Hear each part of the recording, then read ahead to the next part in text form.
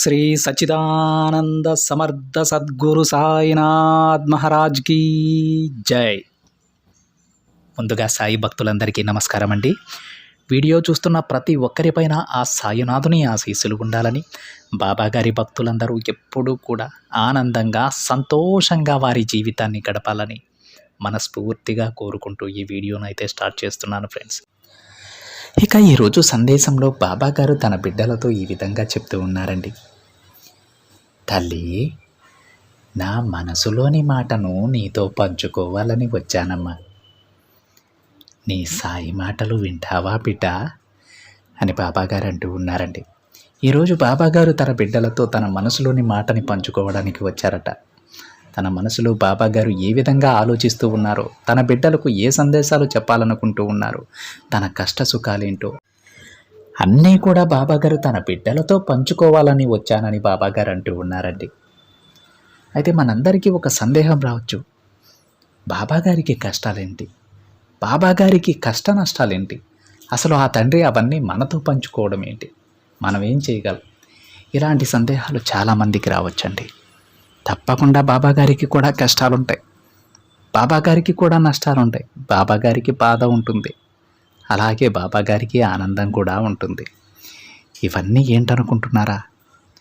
బాబాగారి కష్ట నష్టాలంటే తన బిడ్డల యొక్క కష్ట నష్టాలండి.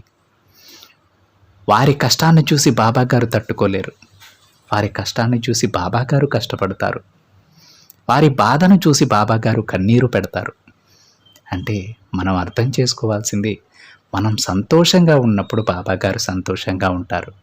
ఎందుకంటే తన బిడ్డల ఆనందం కంటే, తన బిడ్డల సంతోషం కంటే బాబాగారికి ఏది ఎక్కువ కాదు. మనం పళ్ళు పలహారాలు నివేదించకపోయినా పర్వాలేదు, చక్కటి చిరునవ్వుని బాబాగారికి మన మొహంలో కనిపిస్తే చాలు, బాబాగారు మన మొహంలో ఆనందం చూస్తే చాలు, ఆ తండ్రి ఎంతో సంతోషిస్తారు. అర్థమైందా అండి బాబాగారి కష్ట నష్టాలు ఏంటో అని? బాబాగారి కష్ట నష్టాలంటే తన బిడ్డల యొక్క కష్ట నష్టాలు. వాళ్ళు సంతోషంగా ఉండాలనే బాబాగారు ప్రతిరోజు ప్రయత్నిస్తూనే ఉంటారండి. ఆ తండ్రికి తోచినదల్లా, ఆ తండ్రి ఎన్నో మార్గాలు, ఎన్నో పరిష్కార మార్గాలు మన సమస్యలకు అన్నీ తీసుకొచ్చి తన బిడ్డలకు ప్రతిరోజు ఒక సందేశం రూపంలో చెబుతూ ఉంటారు. కానీ మనమే కొంతమంది వింటాం, కొంతమంది వినం. చివరికి మనం పడేటువంటి ఆ పాటలు కూడా మనం అనుభవించేటువంటి ఆ కర్మఫలాలు ఏవైతే ఉంటాయో అవి చూసారండి, ఆ కర్మఫలాలను కూడా చివరికి ఆ తండ్రి అనుభవించాల్సి వస్తుంది. మనం చేసేటువంటి తప్పుల వల్ల, మనం బాబాగారి మాటలు వినకపోవడం వల్ల మనం కష్టపడుతూ ఉంటే ఆ కష్టాలను చూడలేక, ఇంకా చేసేది లేక ఇవన్నీ ఆ బిడ్డ మోయలేడని ఎంతైనా ఒక తల్లి తండ్రి స్థానంలో ఉండి చూస్తూ ఉన్నటువంటి వ్యక్తి కదా అండి. తప్పకుండా ఆ తండ్రి ఆ కష్టాలన్నీ ఆయన భుజాలకు వెత్తుకొని మనకు సంతోషాన్ని ప్రసాదిస్తారు. ఎక్కడైనా అంతే అండి, పిల్లలు ఎంత పొరపాట్లు చేసినా, ఎన్ని తప్పులు చేసినా వారు సంతోషంగా ఉండటానికి పడరాని పాటలు తల్లిదండ్రులు పడుతూ ఉంటారు. అదే సిచ్యువేషన్ ఇక్కడ కూడా మనం బాబాగారు తన బిడ్డల విషయంలో బాబాగారు కూడా అదే సిచ్యువేషన్ అనుభవిస్తూ ఉంటారు. ఆయన మనకు కష్టాలు రాకూడదని ఒక మంచి దారిని, మంచి మార్గాన్ని ముందే మనకు చెప్తారండి. ఏదో ఒక సందేశం రూపంలోనో, లేదంటే మన శ్రేయోభిలాషుల రూపంలోనో, లేదంటే ఆ తండ్రి స్వప్నంలో కనిపించో ఏదో ఒక విధంగా మనకు ఆ సందేశాన్ని అందజేస్తారు. తల్లి, నువ్వు ఈ మార్గంలో వెళ్తే నీ జీవితం చాలా సంతోషంగా ఉంటుంది, చెడుదారులు తొక్కకు అని. కానీ మనం ఏదో ఏమరపాటులు తెలుసో తెలియకో చేసే తప్పుల వల్ల మనం కొన్ని చిక్కులను కొని తెచ్చుకుంటూ ఉంటాం. ఆ చిక్కుల కారణంగా ఎన్నో కష్టాలు అనుభవించాల్సి ఉంటుంది. మళ్ళీ మనం బాబాగారి మీదే నిందేస్తాం. బాబాగారు అసలు ఏం చూడట్లేదు, నన్ను పట్టించుకోవడం లేదు, ఆ తండ్రికి నా మీద అసలు అభిమానమే, ప్రేమే లేదు, నేను పూజిస్తున్నానే తప్ప ఆ తండ్రి నన్ను ఆశీర్వదించడం లేదని చివరికి మళ్ళీ ఆ తండ్రి మీదే నింద వేస్తాం.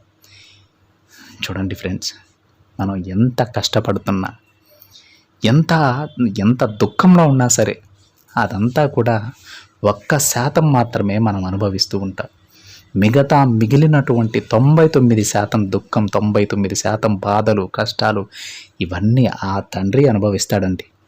మనం చేసిన తప్పులకి ఆ తండ్రి అనుభవిస్తారు. తన బిడ్డల కోసం కష్టాలు పడుతున్న ఆ తండ్రి ఎప్పుడూ కూడా తన కష్టాలను ఎవ్వరికీ చెప్పుకోరండి. ఈరోజు బాబా గారి నోటి నుండి ఆ కష్ట నష్టాలను నీతో పంచుకోవాలని ఉందమ్మా అని వింటే మనకు చాలా ఆశ్చర్యంగా ఉంటుంది. కానీ మనం అర్థం చేసుకోవాల్సింది ఏంటంటే ఆ సందేశం మన గురించి చెబుతూ ఉన్నారు. తల్లి, నేను కష్టపడుతున్నానంటే అర్థం నువ్వు కష్టాలను కొని తెచ్చుకోబోతూ ఉన్నావు. దానిని చూసే నాకు బాధగా ఉంది. నువ్వు ఒక మంచి మార్గంలో నడు, ఈ దారిలో వెళ్ళి నీ కష్టాలను తొలగించుకో బిడ్డ అని చెబుతున్నారని అర్థమైందా ఫ్రెండ్స్? అయితే ఈరోజు బాబా గారు తన బిడ్డలను ఉద్దేశించి ఎలాంటి సందేశం చెప్పబోతున్నారో, ఆ తండ్రి మనసులో ఏముందో, ఏం చెప్పాలనుకుంటున్నారో, తన బిడ్డలతో ఏం పంచుకోవాలనుకుంటున్నారో సాక్షాత్తు ఆ తండ్రి మాటల్లోనే విందాం. బాబా గారు ఈ విధంగా చెప్తూ ఉన్నారండి. బిడ్డ, ఇక నీ జీవితంలో పూర్తిగా ఆనందం నింపడానికే నేను నీ దగ్గరకు వచ్చాను. నా మీద నమ్మకంతో నా సందేశాలు వింటూ అలానే పాటిస్తున్న నీకు నువ్వు కోరింది నీ చేతిలో పెడతానమ్మా. ఇప్పుడు నీ జీవితంలో ఉన్న కష్ట నష్టాల గురించి ఒక్కసారి ఆలోచించు. నీకు ఎప్పుడు ఏం కావాలో సమయానికి ఆ సమయానికి అన్నీ నేను అందిస్తాను. ఒక విషయం చెబుతాను, గుర్తించుకో బిడ్డ. నీ జీవితం ఎంతో అందమైనది. అలాంటి జీవితాన్ని ఎప్పుడూ కూడా ఇతరులకు అప్పగించకు. నీ జీవితం గురించి నువ్వే ఆలోచించుకోవాలమ్మా. ఎందుకంటే నీ జీవితం నీకు మాత్రమే ముఖ్యం. ఇతరులకు నీ జీవితం అవసరం లేదు కదా. వాళ్ళు వాళ్ళ స్వార్థానికి నిన్ను ఉపయోగించుకుంటారు. అందుకే నీ జీవితంలో తీసుకోవలసిన ముఖ్యమైన నిర్ణయాలు నీ సొంత ఆలోచనలపై ఆధారపడి తీసుకోవాలి. అంతేకాని ఎదుటివారిపై ఆధారపడకూడదు బిడ్డ. చూడమ్మా, నీ చుట్టూ ఉన్నవారు నిన్ను అర్థం చేసుకోకుండా దూషిస్తూ ఉంటారు. ఆ మాటలు నీ మనసుని ఎంతో బాధ పెడుతున్నాయి కదా. ఆ మాటలనే ఆలోచిస్తూ నీ సమస్యకు పరిష్కారం వెతుకుతున్నావు. అలా వెతికితే నీకు లాభం వస్తుందా?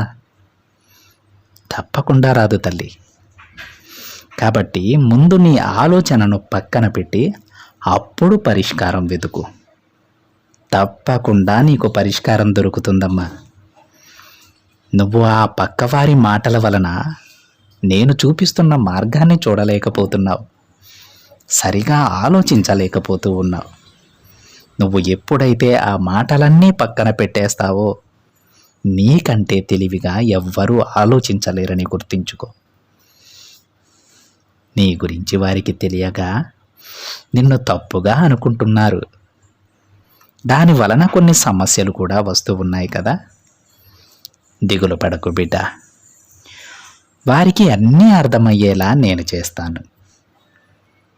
నీకు ఎవరు ఎలాంటి బాధ కలిగించినా సరే, నిన్ను సమస్యల్లో ఇరికించినా సరే, కొంచెం ఓపికతో ఉండు. వాటన్నింటికి నేను పరిష్కారం చూపుతానమ్మా. నువ్వు కొంచెం వాటన్నింటికి దూరంగా ఉండు చాలు. నిన్ను అపార్థం చేసుకున్న వారందరికీ నువ్వేంటో అర్థమయ్యేలా చేసే బాధ్యత నాది. నీకు కావాల్సింది ఇచ్చి ఇక నాకు చాలు బాబా అని నువ్వు అనేంత వరకు నీకు ఆనందాన్ని ప్రసాదిస్తాను. ధైర్యంగా ఉండమ్మా. నువ్వు ఎప్పుడూ ఒక విషయం గురించి భయపడుతున్నావు కదా తల్లి. ఆ భయాన్ని కూడా నేను తొలగిస్తాను బిడ్డ. నాకు బాగా తెలుసు, నా బిడ్డ ఎంతో ధైర్యవంతురాలు, తెలివైన వారు కూడా. కానీ ఇప్పుడు నువ్వు ఎలాంటి నిర్ణయం తీసుకోవాలో తెలియక దిక్కుతోచని స్థితిలో ఉన్నావు కదా బిడ్డ. అలాంటి నీకు సరైన మార్గం నేను చూపుతాను. ఓపికతో ఉండు. చూడు తల్లి, నీకైనా సరైన దారి నేను చూపిస్తానమ్మా. నువ్వు ఎప్పుడు ఏ పని చేయాలో కూడా నేనే చెబుతాను. నువ్వు చేసే మంచి చెడులే నీకు కర్మగా మారుతాయన్న విషయాన్ని గ్రహించు. అందుకే నీవారే నీకు శత్రువులుగా మారి నిన్ను తప్పుగా అర్థం చేసుకుంటున్నారు. మనం చేసే పనులే తిరిగి మళ్ళీ మనకు చేరుతాయి. కాబట్టి ఎప్పుడూ కూడా మంచి పనులే చేయి. అప్పుడే అవి మంచి కర్మలుగా మారి వెనక్కి తిరిగి వస్తాయి. పొరపాటున కూడా చెడు వైపు వెళ్ళొద్దు బిడ్డ. నీ కర్మలన్నింటినీ సరిచేసి నీ జీవితాన్ని అందంగా మారుస్తానమ్మా. నీకు వీలైనంత వరకు కొంచెం ధ్యానం చేస్తూ ఉండు బిడ్డ. నీకైన దైవశక్తిని పెంచుకో. ఎందుకంటే ఆ దైవశక్తి నీ సమస్యలను పరిష్కరించుకోవడానికి ఉపయోగపడుతుంది. దైవశక్తి లేక ఇప్పుడు నీ జీవితంలో కొన్ని ఆటుపోటులు కలుగుతూ ఉన్నాయి కదా.